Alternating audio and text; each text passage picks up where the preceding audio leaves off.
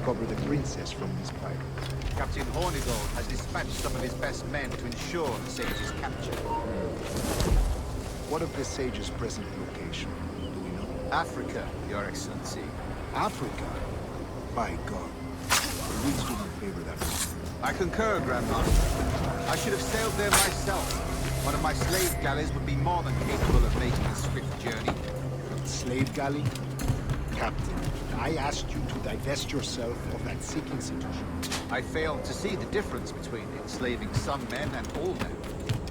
Our aim is to steer the entire course of civilization, is it not? A body enslaved inspires the mind to rebel. But enslave a man's mind, and his body will follow naturally, efficient. A fair point, Grand Master.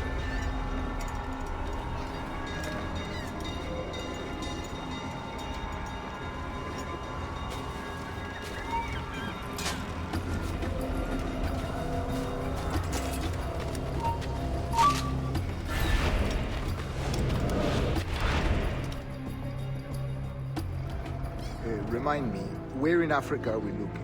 Principe, sir, a small island. We've sent two of our best men, Burgess and Cochrane. Privateers with fast ships and firm hearts. Edward Kenway!